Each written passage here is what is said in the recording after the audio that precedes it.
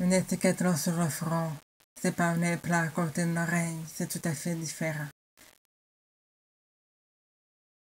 Il y a beaucoup de sourds de la communauté qui sont contre l'implant cochléaire, c'est une chose. Mais être contre un sourd qui porte un implant en lui faisant porter l'étiquette implantée, c'est autre chose. Pourquoi? Parce que c'est une personne. C'est pas une situation, mais c'est faire porter une situation à une personne. C'est grave. Cette situation, comment on l'appelle? L'audisme. Vous me direz, hein? Un sourd ferait de l'audisme contre une autre personne sourde. Mais oui. L'audisme, c'est quoi?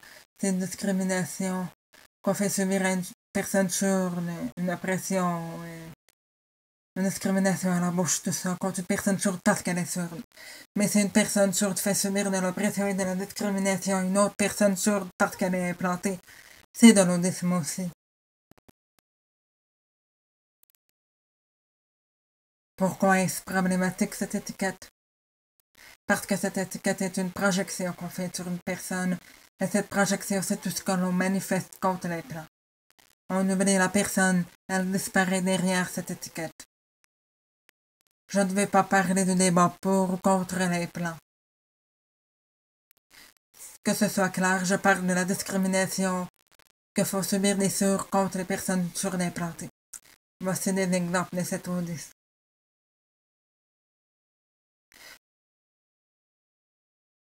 Par exemple, les sourds organisent une fête. Ils peuvent hésiter à inviter une personne implantée. Vous l'invitez, mais lui demandez de retirer son implant sous prétexte que ce serait un manque de respect pour les autres sourds de le garder. C'est de l'audisme parce que le choix individuel n'est pas respecté. Par exemple, j'ai appris que tu te feras implanter bientôt. Eh ben, je te parle plus, c'est fini. Oui, c'est de l'audisme. Autrement, ça peut être de critiquer le choix de la personne qui porte un implant, la questionner, l'invectiver. Oui, c'est de l'audisme. Un autre exemple, à l'école des sourds. Si un jeune se présente avec son implant, c'est certain qu'il se verra critiqué, harcelé, exclu. Donc, souvent les jeunes enlèvent leur implant pour l'école. Ils couperont leur voix et leur articulation et ne feront que signer. Ils feront semblant. Ils agiront comme les comédiens. À la maison, ils entendront, parleront, échangeront. Mais dans l'école, ils adopteront une autre personnalité pour être acceptés. Oui, c'est de l'audisme. Le respect et le libre choix seront inexistants. Et oui, c'est de l'audisme. Ou bien le jeune va conserver son implant pour aller à l'école et sera victime d'une situation difficile. Il n'y aura que ces deux choix pas agréables. Un autre exemple. Un implanté aura envie de travailler dans la communauté sourde et enverra son CV pour une offre d'emploi. Plus que les compétences, les patrons et les employés sourds évalueront plutôt s'ils ont envie de travailler avec un implanté et cela prendra beaucoup d'importance dans la sélection.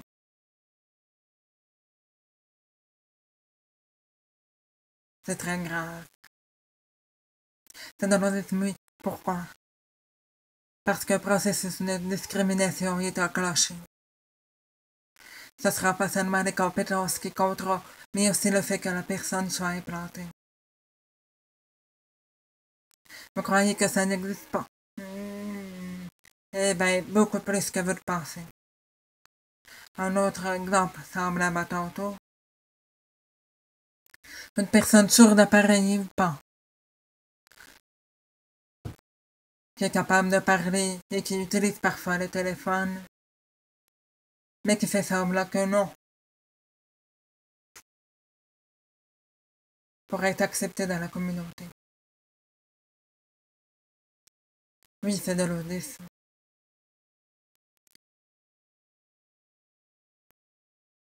Un autre exemple. Considérez les appareils auditifs acceptables, mais pas l'implant. Il n'y a pas de différence Ce sont deux moyens d'entendre. L'un est correct, l'autre pas.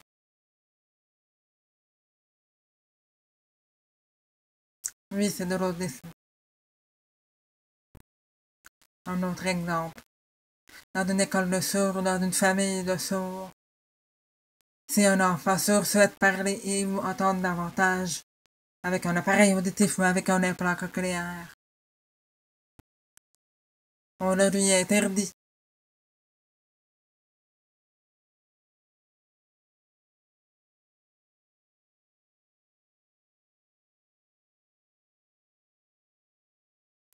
Autrefois, on interdisait les signes dans les écoles de sourds. Maintenant, on interdit la parole et l'audition. Autrefois, nous n'étions pas libres. Et maintenant, on ne l'est pas davantage. Un autre exemple. Une personne sourde et une personne implantée, les deux sont considérés comme amis. La personne sourde, non implantée, va considérer son ami implanté comme étant différente, pas comme une vraie personne sourde, et comme ne faisant pas partie de la communauté. Toi, t'as des appareils, oh, c'est pas grave, mais toi, ton implant, ça va établir une frontière entre les deux façons d'entendre. Il y a des bons sourds, en haut de la hiérarchie, qui prennent seulement la langue des signes comme moyen de communication. Il y a des sourds en bas de la hiérarchie, qui ont un implant cochléaire, ou qui souhaitent parler, ou qui parlent, ou qui ont un appareil auditif. À quoi pensez-vous? Pour moi, c'est incroyable et injuste.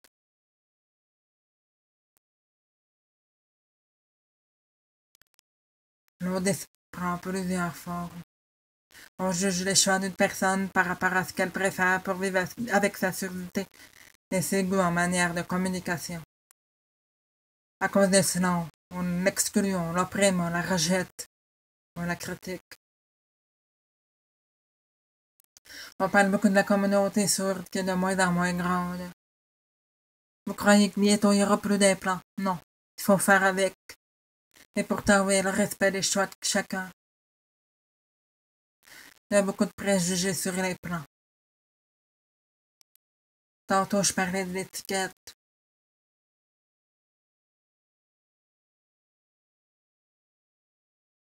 Si une personne est victime de cet étiquetage, elle va vivre du jugement, de l'exclusion, de l'oppression.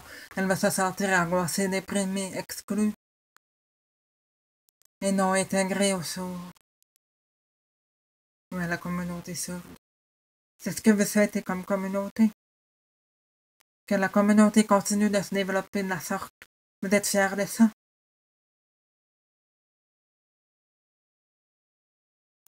Maintenant, ce que je souhaite, c'est que chaque personne sourde se remette en question.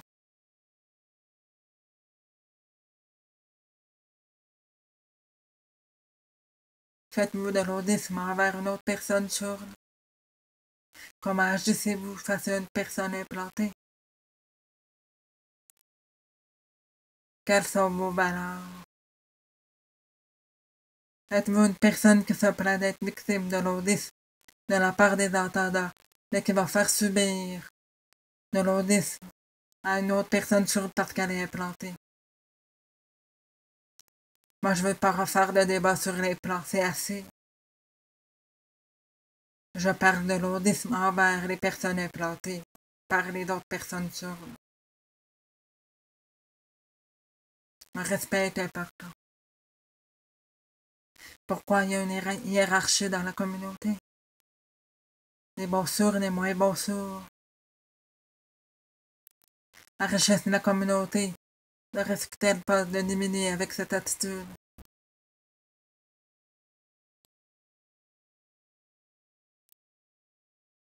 J'espère que ceci va porter à réflexion. Merci beaucoup.